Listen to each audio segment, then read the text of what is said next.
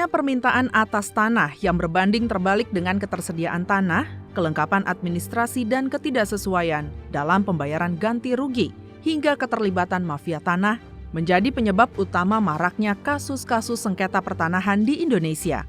Dan kerap kali berujung pada konflik atas tanah baik antara pemerintah dan pengusaha maupun pengusaha dengan masyarakat.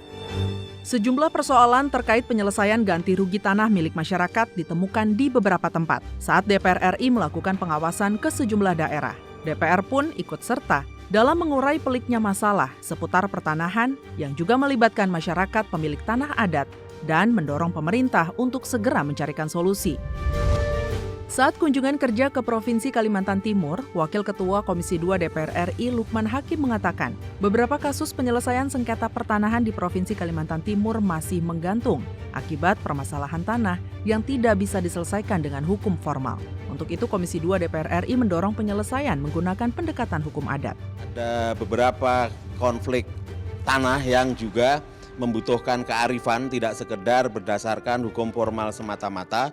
Itu juga misalnya di beberapa desa yang dulu pada saat Ganyang Malaysia menjadi basis camp dari RPKAD yang kemudian menjadi trans di sana, dan secara formal hukum mereka menguasai tanah di sana, tetapi kemudian ada klaim dari masyarakat adat.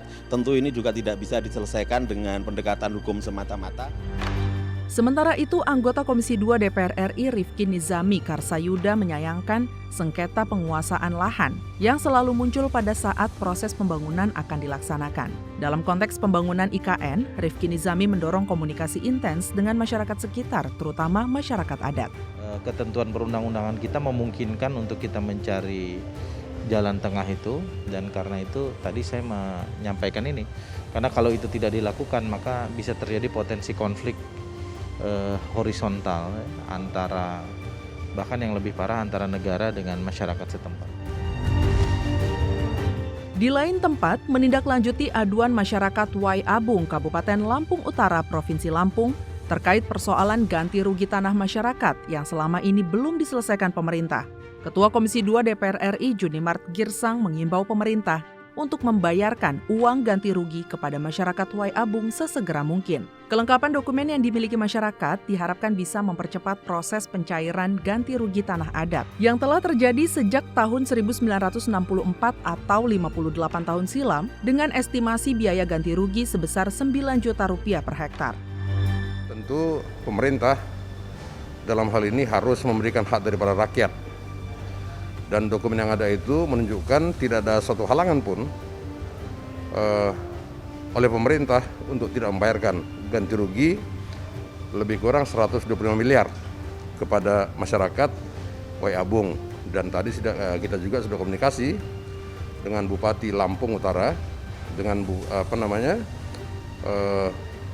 Forkopimda, dan termasuk dengan Gubernur Provinsi Lampung untuk sama-sama mengawal supaya pembayaran kepada masyarakat itu bisa segera direalisir dalam waktu yang tidak cukup terlalu lama. Komisi 2 DPR RI akan segera mengadakan rapat pleno dengan Kementerian Keuangan, Kemendagri, dan Kementerian ATR BPN. Harapannya, pemerintah pusat akan segera memberikan ganti rugi atas tanah masyarakat adat melalui APBN di bawah pengawasan langsung dari Komisi 2 DPR RI.